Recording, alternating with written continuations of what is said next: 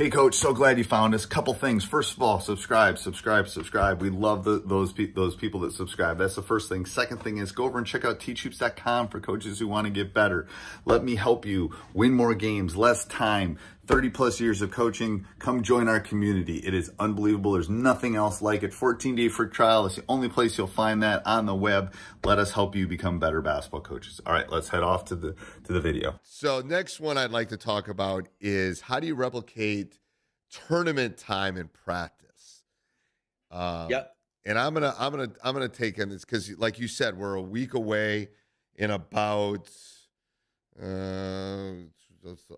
a couple hours, they're going to be releasing our seeds for our tournament.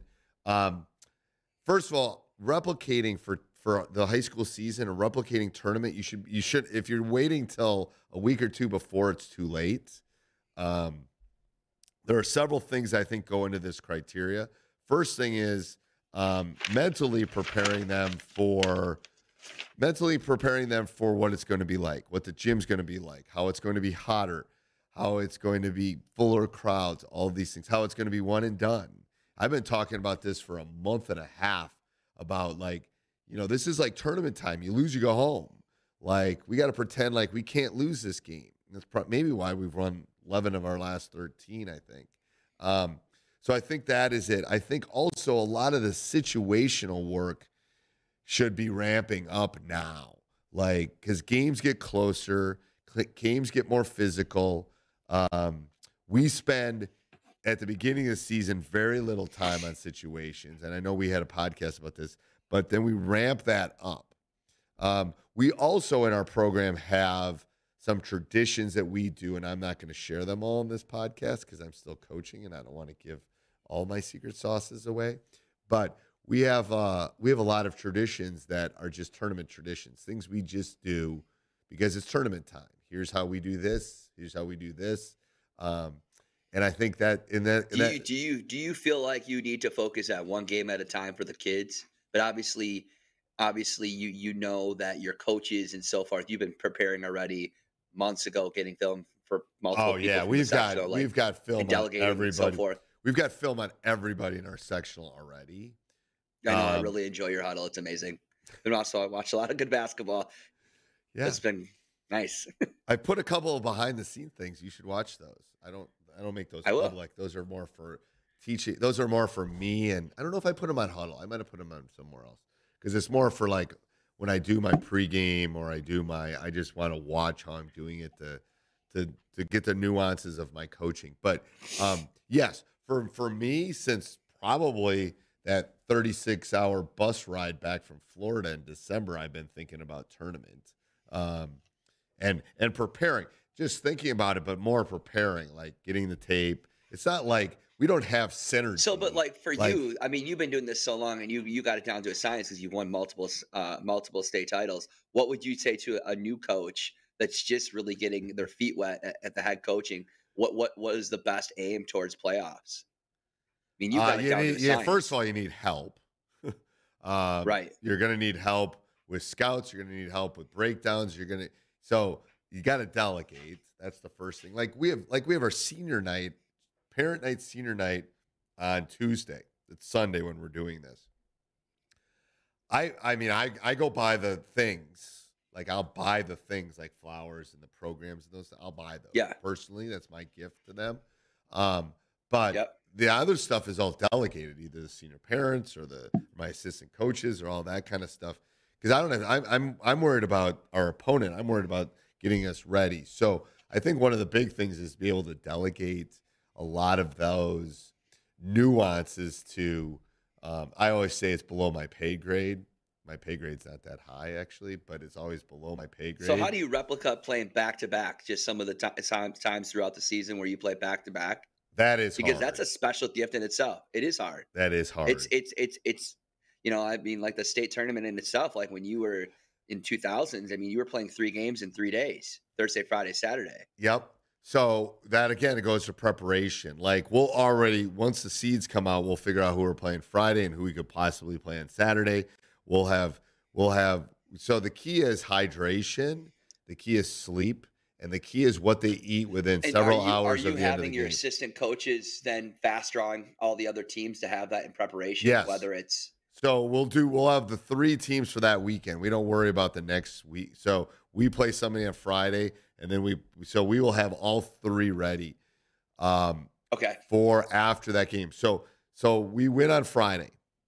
I'm knocking So you got on the team wood. that you're playing, and then obviously the what? Yeah, so And the 2 teams that you could possibly play. So we have to have 2 scouts. All So you done, do work right? on stuff that you won't use. Yep, 100%. Right. It happens. That's just what you got to do. You got to overwork to win. That's just the way it is. You do. You got to outwork them. So we'll win on Friday, either home or away. I don't know, probably be away this year, how crazy our sectional is. So away. And then we will jump on the bus. We will hand them the scout of the team we're playing, because we'll know as soon as we find out on Twitter or whatever, we'll hand them that scout, team A or team B. Team B will get thrown away. Team A, they'll get handed. And then we will also feed them. So we have to replenish them at that point with what they just lost. So so they'll have an apple, they'll have some nuts, they'll have a sandwich. So you take a lot of initiative to make sure these kids are eating right. I've already talked to a nutritionist that I can replenish everything that they've lost as long as I do it within about 2 hours of that. That's a great tidbit, game. man. That's awesome. So as coaches, that's what you got to think about, because back-to-back is, for us, is 72 minutes of playing within, 24-hour period. Because what, for you this week, next weekend, it's going to be what, Friday, Saturday, right? So this week, like I said, we play Tuesday, Thursday, Saturday. Yeah, you got obviously regular season, but then the end of the week would be, we won't be in the play-in game on Tuesday, so we will play Friday, Saturday. Right. So we will also start hydrating them starting Sunday, a week from today, basically. We'll start hydrating them. And we have they think I'm crazy. We have a hydration scale from 1 to 8 or 1 to 7. I forgot what it was. And they should always be 1, 2, or 3. 3, you're getting dehydrated. 4, you are dehydrated. And it's basically a color from clear urine to all the way to you should go see a doctor. No one should be, it's like brownish almost, like your kidneys are shutting down or something. I don't know. But, and I'm always telling them, are you hydrating? Are you hydrating? Are you 1 through 3? Because the issue is that second night tends to be a packed house. That second night tends to be hotter, because here's what happens in Wisconsin. They don't have this problem in Nevada. The problem is, it's middle of March, and you know what March is like in Wisconsin. It starts getting warmer, but the heat's still on in the schools, and you put 2,000 people in a gym. So that's not a great combination for how warm it can be. Sickness too. Say that again? It also is a spread. It could be a easy catalyst for sickness because of all that warm temperature in people. It is, and it's close. Yes. So I don't even want to cross the bridge of sickness. But yes, I know what you're talking about. But anyway, so we always, and if they don't hydrate, they cramp. They're cramping that second night. That's the issue. And that's something we always, the food and we'll give them a Gatorade, we'll give them a water, we'll give them a chocolate milk. Chocolate milks are actually really good for getting everything they need back in them. No, I do live in the dairy state, but it is true. Do some science on it. Water's really good too, but I can sometimes get the chocolate milk down them better than I can. All right, so then the last question I would have is, there's moments in the game where they just have to make a decision themselves. How do you replicate that? I mean, it's easy to put it.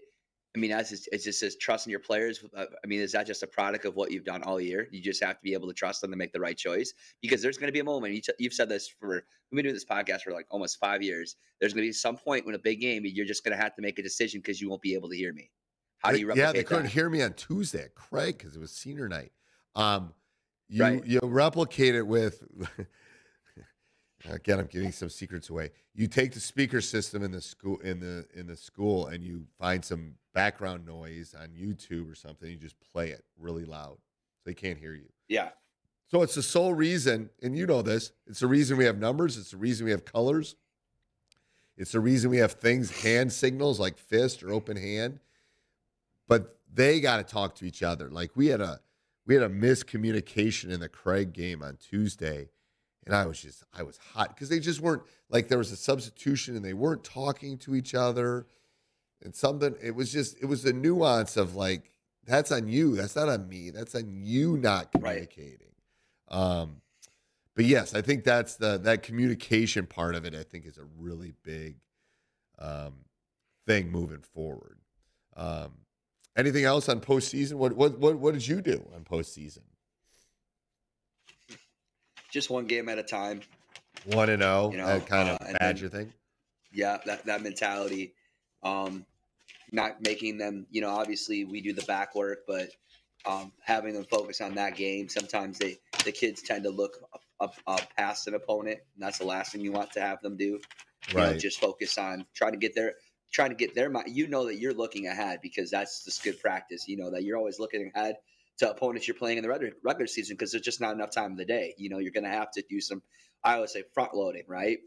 And I think for kids, though, it's just really about we got to go out. We got to win the one game at a time, one game at a time, And I just think that also in practice, your drills got to be very meaningful, and you don't want to have long practices. I think you got to be intentional. I know. I think it's got to be really driven. It's so hard this time of year not to have long practices because we have so many things to work through.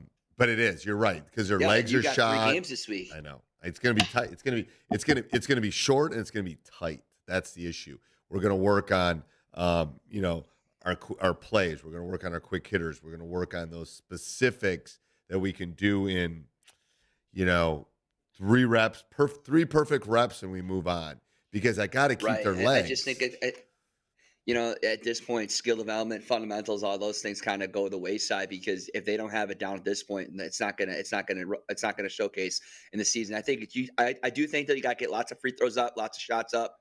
Yes, and don't over add. Another tidbit for the high school coaches that are listening: don't be adding stuff. Now, can you do some little nuances? Yes, but don't be adding like a new offense this time of year because it won't work. It won't be effective. Well. I agree. I 100% agree. All right. Any other closing things with that topic, Coach? No. You like Good that? luck this postseason. Thank you. Thank you. Do you think we can win a few games? The way that you're playing, absolutely. I think so. I think we're playing pretty good. Go watch the Craig game. I just think, it's funny that I've been, looking, I was going to talk to you about this, just a thing about the power of 3. I think the key is if you can have 3 guys that are scoring in the mid-teens, you'll be fine. Right.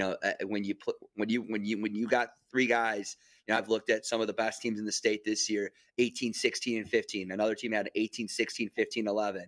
I think the teams that struggle the most in the off season, they're the good teams. They got one team I looked at had guys scoring 27 and 13 and 8. If that guy doesn't have a very good night, I don't think they're going very far. I know it's hard. I think that balanced approach. It's that balance. It is, approach. and we're a hard scout. You've had some really good players, but you've had more. I think the balance, it's just harder to scout. And it's always that one guy. I think we're talking about postseason. It's always that one kid you don't expect to do it, and they just make something happen. It happens in every state tournament game I've ever watched. It's like this kid just makes a play or they make a big shot. You don't expect it. You just don't expect it. I know. And I got that's a sign depth. of a good team, though. I do have depth. It's a sign of a good team, right? Is when that guy, when things are going wrong, you got somebody else that can fill that void.